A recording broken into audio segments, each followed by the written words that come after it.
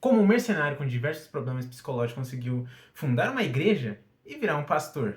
Se aproveitando da série que ia lançar em 2021 depois de 3 anos na gaveta, a Marvel repentinamente lembrou que tinha uma espécie de Batman branco, do baixinho pobres, e esporadicamente arrancava o rosto de alguns vilões, o Cavaleiro da Lua.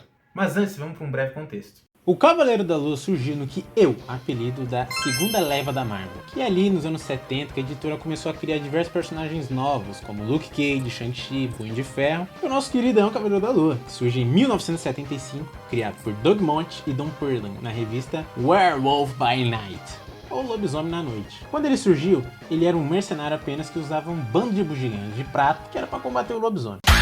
No fim ele percebe que estava do lado errado e ajuda o lobinho. Here comes the money!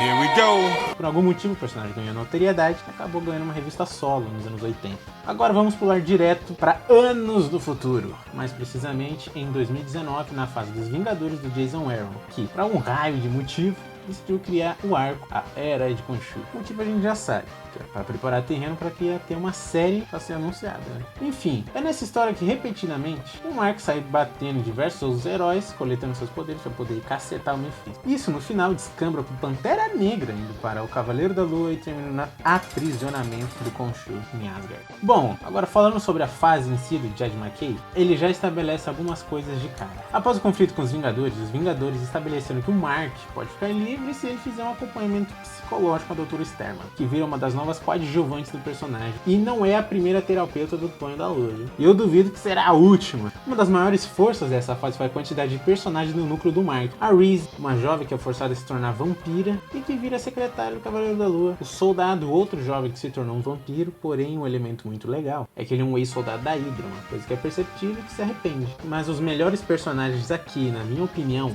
são o Dr. Balder e a Tigresa, que é resgatada depois de muito tempo ficado de escanteio. Temos gangues de vampiros, um novo vilão maluco, Zodíaca, mas o melhor conceito aqui é a missão da meia-noite. E é por isso que eu digo que o Cavaleiro da Lua virou um pastor. Basicamente, assim como toda a simbologia de diferentes culturas, Mark toma para si a tarefa de Khonshu, que é proteger as pessoas. A Lua carrega esse simbolismo de guardião noturno, nos dá essa sensação de segurança nas noites mais escuras. Assim, a missão de Mark agora é proteger a comunidade. E isso é extrapolado para os outros conceitos, como os próprios vampiros ou até uma casa viva, e depois se torna a sede da missão da meia-noite.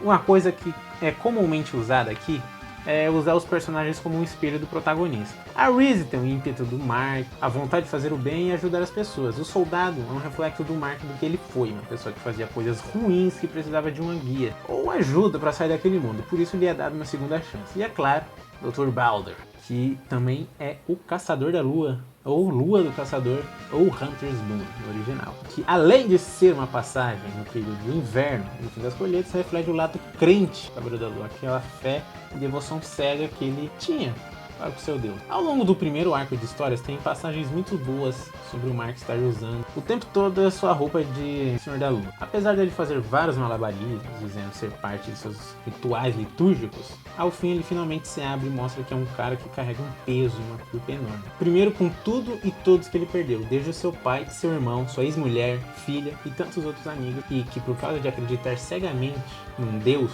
tentou dominar o mundo, perdeu a fé até dos seus companheiros heróis. E segundo, por se sentir uma pessoa fraca. Apesar da sua criação dentro do judaísmo, Mark sempre acreditou que vinha de um povo forte, sempre conseguia se sobressair e sobreviver perante todas as dificuldades que enfrentava. Porém, quando ele morreu pela primeira vez, ao primeiro sinal de desespero para se agarrar à sua vida, ele escolheu largar a fé no seu Deus e se agarrar a outro. E ele evidencia a visão que tinha de seu pai, dizendo que o achava fraco por ser uma pessoa gentil. Como ele mesmo diz no quadrinho, no fim, eu fui fraco. Vendi tudo em que fui criado acreditando para salvar meu próprio umbigo, para saciar meu vício em violência. O Deus do meu pai nos tirou do Egito, o meu manteve o meu povo lá. Algumas outras coisas que vale ressaltar é o resgate do relacionamento do Cavaleiro da Lua com a Tigresa, que se chama Greer Nelson. Pra quem não sabe, eles já tiveram um relacionamento lá na época dos Vingadores da Costa Oeste, mas o principal relacionamento foi com o Hank, o Jaqueta Amarela. E foi durante a saga Invasão Secreta que o Jaqueta Amarela foi substituído por uma Skrull chamada Kritsnu. No fim da Invasão Secreta, a Grease se descobre grávida. Isso depois é trabalhado na série, que trouxe toda uma questão complicada psicologicamente com ela, mas também na relação do filho dela, que apenas acha que o pai dele foi o Hank.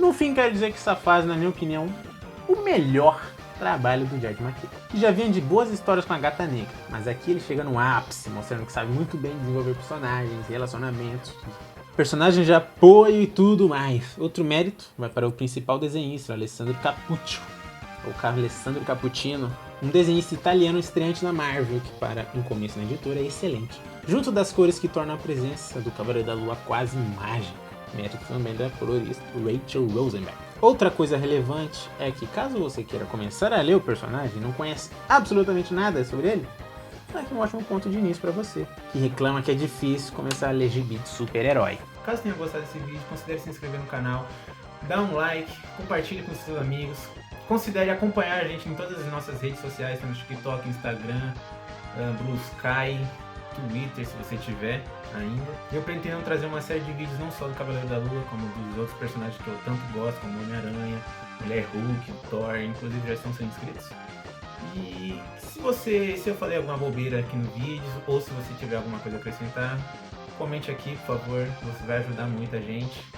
Assista os nossos outros vídeos e fique em paz.